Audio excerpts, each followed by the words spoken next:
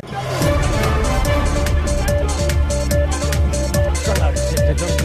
don't go for salary. And within the university system, no, I must place the union the proper pathway for them to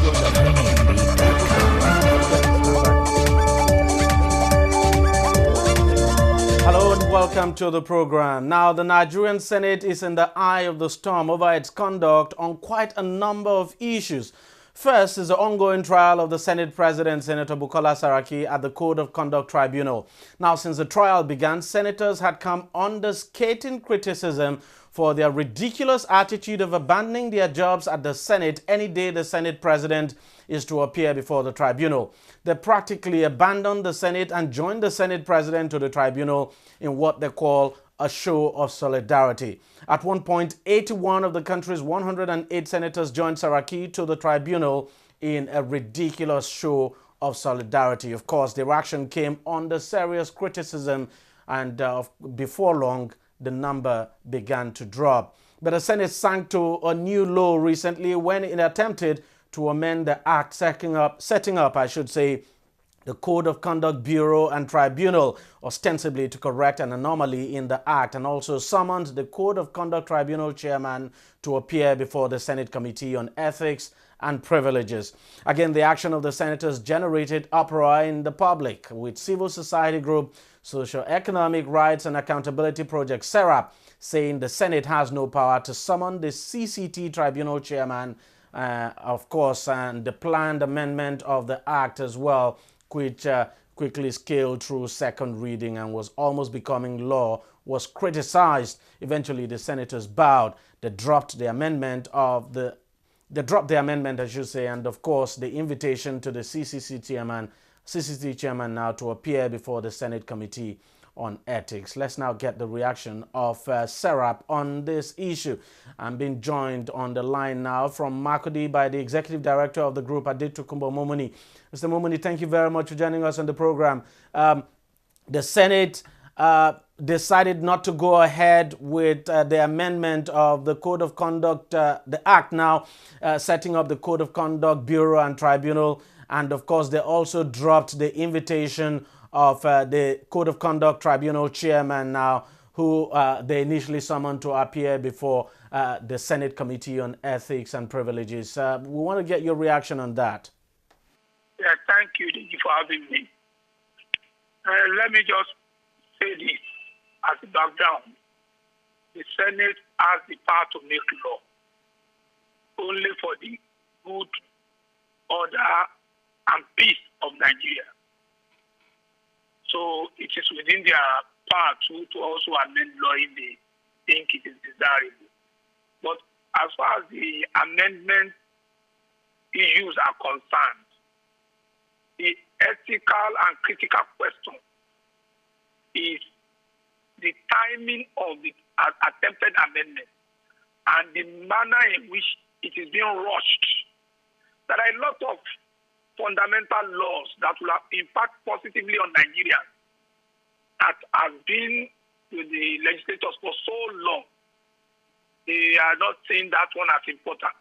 But when it comes to a matter that affects one of them, their leader, they want to more or less bulldoze their way and effect amendment. And that is what is wrong with the move they embarked upon earlier. It is pleasing that they said they are abandoning the issue of amendment of the Code of Conduct Act and the Code of Conduct Tribunal Act. That is sharing news. That is to say, they now know that when you propose to do anything as a group elected by Nigerians, you have to watch the mood. You have to consider ethics. You have to consider all circumstances before you say you want to start taking any action. That is sharing. As for the invitation to the chairman of the Code of Conduct Tribunal to appear before them, that to us must be a no-go area, in the sense that there is no way they can do that. That is not within their purview. If the chairman of the Code of Conduct Tribunal has any allegation against him, it cannot be for the Senate to investigate. There are law enforcement agents charged with the responsibility of investigating and possibly prosecuting. So that proposition must die forever, because to summon a judicial officer when there's an allegation of crime against him by the Senate is that the Senate is interfering in what should be the function of the judiciary. So it is sharing that they've abandoned what they propose to do, but I'm saying that as for the amendment, they can come back to it. But as for the invitation to whoever is a judicial officer, including Justice Danladi Umar, they have no such power. It will be a violation of constitutional entrenched provision that relates to separation of powers, where the business of the legislature is merely to make laws for the order, peace, and good government of Nigeria or any part of it, where the judiciary is to adjudicate upon law and where the executive is to carry out laws and policies properly made by the legislator. Detukumo Mumini, thank you very much for your contributions, and thank you very much for joining us on the program. I'm grateful for having me. Thank you very much. So now, apart from the conduct of the senators over the trial of the Senate President at the Code of Conduct Tribunal, the Senate has also come under fire over the purchase of cars for senators. The Senate has defended the purchase, insisting the cars, which are SUVs, by the way, are basically utility vehicles for senators to do their work. It also says it bought only 36 of the SUVs at 36.5 million naira each, and not 108 SUVs as initially thought. One group, though, that has been so vocal against the purchase of the SUVs is the Nigerian Labour Congress, NLC. The group says it is immoral for the Senate to even contemplate the issue in the first place, and that if the cars were not returned, it would move against the Senate. Joining me on the program right now is the president of the Nigerian Labour Congress of Nigeria, of course, Comrade Ayuba Waba. Comrade, thank you very much for joining us on the program. First, let's take you up on that statement you issued just recently, calling on senators to return their cars. Can you expatiate on that? Yes, we had to issue that statement when we got the information that the Senate leadership have purchased over 108 cars to be distributed to each of the senators. First is that we look at it as a misplaced priority. Secondly, I think it's despicable because of the difficulty in the economy. And I think also the Senate have told us that they were unable to do their legislative duties, especially holding of a very important public hearing, including that of the power sector reform, because of the paucity of funds.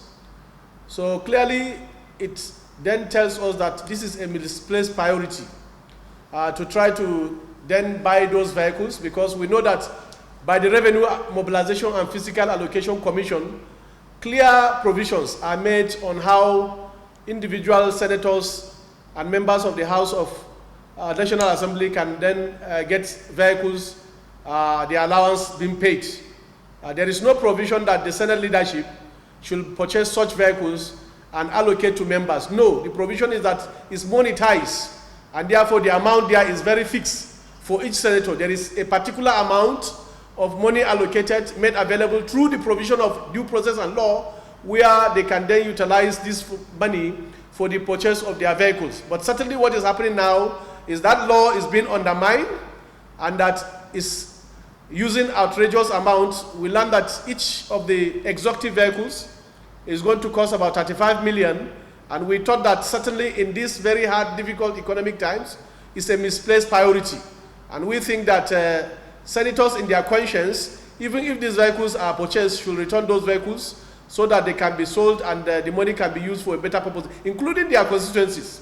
Because the poverty and inequality gap that exists presently in our country is something that is frightening. Many people, including people from their constituencies, cannot be able to afford 3 square meters. When you look at the army of unemployed youths roaming our streets on daily basis, this amount can be used as seed money to allow them to go into small and medium scale enterprises. So for me, it's a misplaced priority, especially looking at the quantum of money that should be involved. So I think they should return this money. This is the position of NLC, because for us, I think we need to be very profitable in what we are doing now because of the paucity of work. You are also aware that in many states, workers are not paid between 8 and 9 months. In local government, it's worst. In organized private sector, many workers are also not paid. So it's a situation that actually deserves the attention of all of us, but especially those that are representing us, because they represent the interests of people that are from their constituencies. And we thought that they should be able to lead by example and look at the issue of probity, good governance, and accountability in all the processes that they want to actually do. Let me just quickly ask you. I mean, of course, you've alleged, the NLC has alleged that the cars are overpriced at 35 million naira, and that the price should actually be 17 million naira. That's what you actually stated in the statement you released. Have you done your own investigation to actually find out the price of these cars, the real price, so to speak, of these cars? Well, I think those informations are already in public domain, because a lot of media houses, both print and electronic, have actually carried this exact amount. So we have a source where we got this information. And therefore, I think the onus of debunking is at the National Assembly. But we have a source, and we quoted the source. If you look at our statement, very clearly we quoted the source where we got this information. But the issue is not even about the fact that the price have been overpriced, because of the fact that what is quoted in open market is within the range of 17 million. But what information we are getting now is that, there are 2 models of the car. You have the V8 and the V6.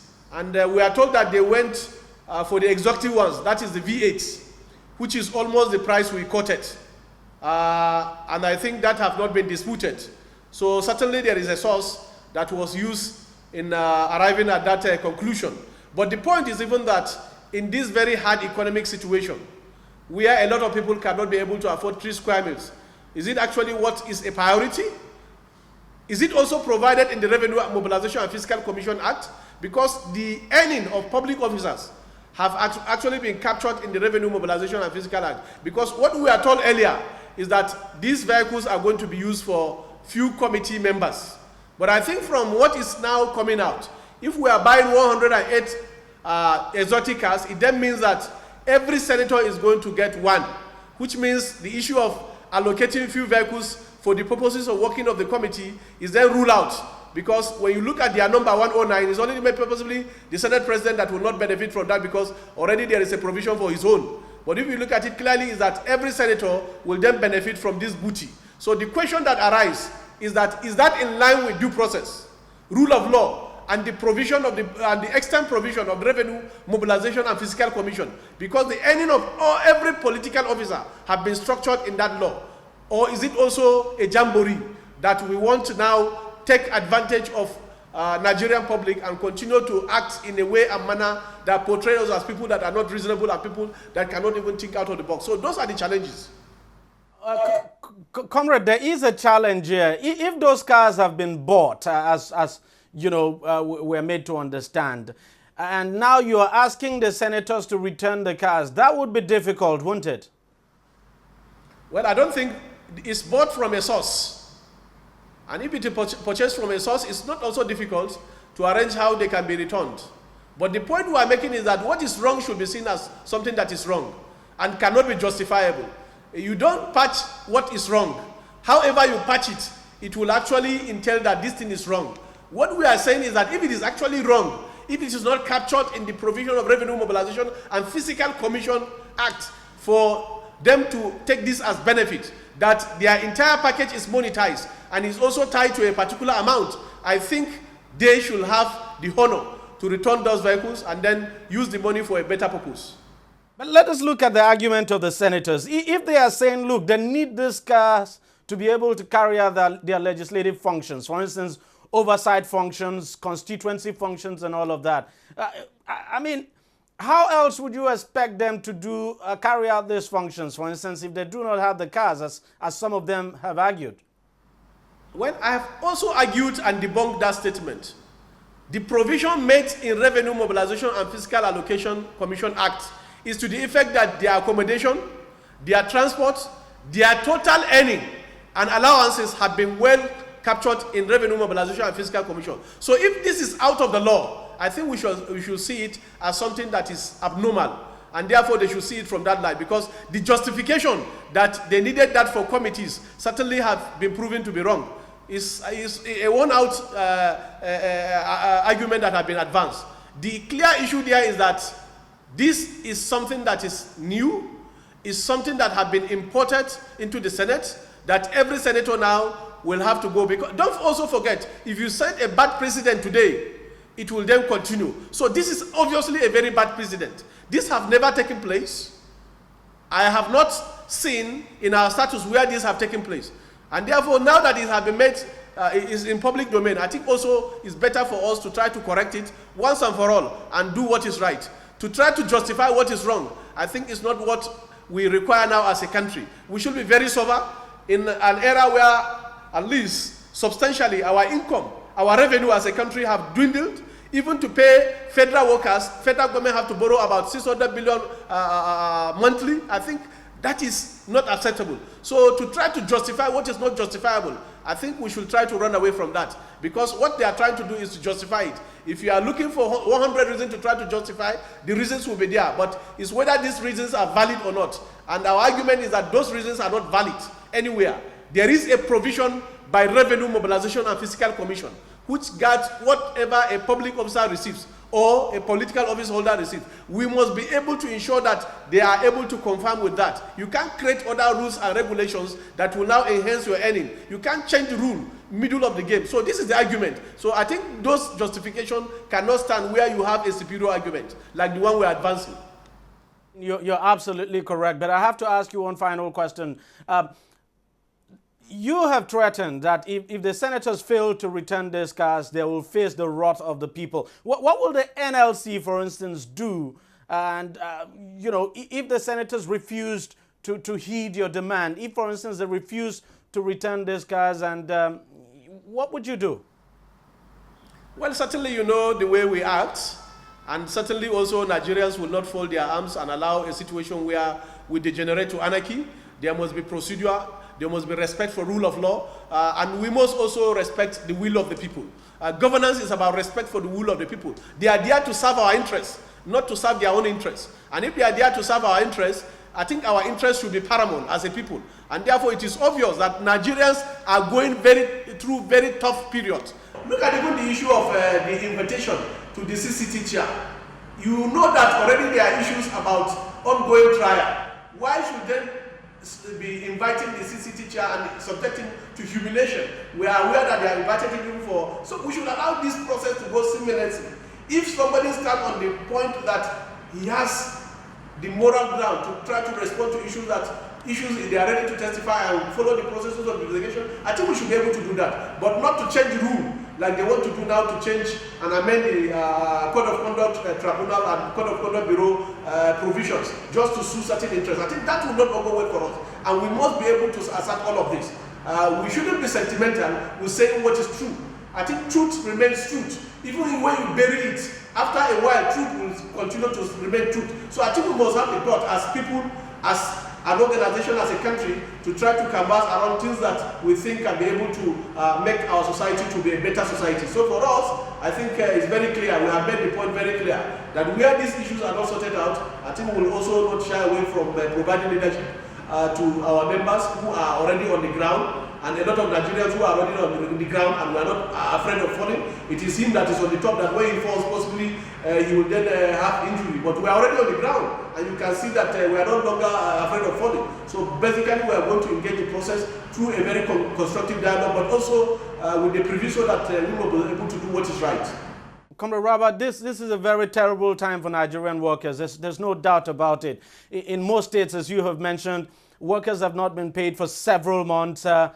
How is the NLC trying to get our governors, for instance, in the various states, to pay salaries? Because workers are going through very difficult times at the moment.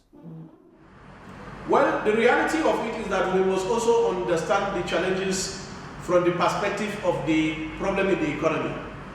You are aware that before now, what is being shared between the three tiers of government, possibly 18 months away from now, they used to share about 1.2 trillion. It has now reduced to just a little above about 300 billion. And therefore it has affected the allocation going to state and local government. And you know, most of our states and local governments solely depend on the revenue accruing to the federal government. Only very few states have been able to improve on their internal generated revenue. So we can't shy away also from the issue of the fact that there is paucity of funds, there is difficulty, the funds are not there. So what we are trying to do in all of these states is also to look at a win-win situation where workers should not be made to actually bear the brunt of the challenge in the economy. We look at what comes in, what is the internal generated revenue, and how best can these resources then try to cater for the workforce, because the workers also need to provide, continue to provide services. We have looked at the implication of withdrawing our services. For example, in healthcare, in education, if we withdraw services, who will then be at the receiving end? Certainly it's all of us in the society. So looking at the challenge, we then postulated this approach to the effect that we look at what comes in to every segment of these three tiers of government, and we work towards also ensuring that they are able to utilize substantial part of this to actually respond to the issue of payment of salary. In many states, this is the arrangement we have made, because you can't also squeeze water from where water is not available, because the challenge must be understood from the point that until we get the economy back on track, it is then difficult for even employers or labor in the private sector to continue to provide such good environment for industrial relations to continue to thrive, including the issue of payment of salary as and when due. We want to commend governors that have remained very committed. They are very few in number, especially our comrade governor from Edo, who has not even improved the earning of workers. I'm aware that he has even improved the earning of some category of workers by 5%. But not too many governors can have thought out of the box to actually improve on their internal generated revenue. Many of them are just very busy spending what comes in from the federal allocation. And most of them also have not saved during the rainy days. When we were in boom, when the economy was doing well, most of them have not actually made some savings. So certainly the situation is a situation that we must look at the issue state by state, and that's why we are looking at state by state approach. Because if you look at a holistic approach to the issue, I think there are difficulties in having results. For instance, there is a state I know that at the last 2 months allocation, they got only 52 billion. And with 52 billion, because they have also overborrowed. Don't forget also that most of them have gone into borrowing. And therefore, this money that they have borrowed will first be deducted from the allocation. And therefore, those have also compounded the challenge. So what we are doing is on a state-by-state basis, we have empowered our state councils to do a constructive engagement, to put up a defense for the entire workforce, and ensure that workers are not allowed to suffer for what they have not actually created. And therefore, we thought that is a better approach. We are aware that we visited many states, but we have a recalcitrant governor, a cantankerous governor that will not be ready to respond, to look at the reality on ground, to also put the facts on the table for us to work towards solution. We will then be ready to engage those governors. Or governors that think also that they have the monopoly of wisdom to try to use workers as people that are part of the problem, or to try to dismiss workers or disengage workers, or try to also make sure that workers are pushed out of their jobs and their family. Those issues we are going to resist. We are going to resist a situation where any worker will lose his job, but we will be ready to for compromises, to look at the best option, to look at the challenges, because challenges will always be there, but we are certain that the challenge will not be there for a long time. We will work towards making sure that also the economy is able to get back on track, and therefore we can get out of this recession, because clearly we are in a period that there is clear recession in place. And in periods of recession, we must continue to think out of the box for us to be able to prefer solution. And I think the difficulty is also that for now, we have not seen a clear economic blueprint to get us out of this quagmire. Yes, we have overdepended on one major source of resources, that is the oil, and therefore the price of oil have actually gone down. But we must think out of the box now to look at the time frame and how we are going to get out of this recession. Because continue to lament may not also assist us. Because lamentation, they say, will always compound those problems. I think it's high time for us to have a very sound economic team to also bring all other stakeholders, and let us agree that this pain will be for a short while, and that after this short while of pains, we will get out of this war and our economy will pick up, because it's not also limited to Nigeria, the issue of the fall in oil price. And most countries that over-depend without also savings on the price of oil have been affected. So these are the clear challenges, comrade, and therefore there is no one-way approach to fixing this problem outside looking at it from the basis of state by state and also putting up a defense that no worker should lose his job, that whatever is the situation, we should be able to work through a win-win situation where the workers will continue to get their pay, even if it is to the extent that is not something that is a bit regular, looking at the real situation on ground state by state, but also where states that have those resources that they will also pay as and when I think we should be able to encourage them. So those are the real situations that are on ground. All right, Comrade Waba, thank you very much for joining us, and thank you very much for your contributions. All right, we'll take a short break here, and when we come back, the Southwest wants the zone to produce the next national chairman of Nigeria's former ruling party, the PDP. Every day, every hour, and every minute, news break in Nigeria. Things happen so fast, it's most times difficult to track and comprehend them. But that's what we do right here on DEJI360. 2015, would you want to come back again? It's like asking Jesus Christ if he knew he was going to die, will you want to come back as the savior of the world again? We do not just help you track the stories, we break them down, explore all the angles, analyze the issues so that you can fully comprehend the stories and use them to make the right decision.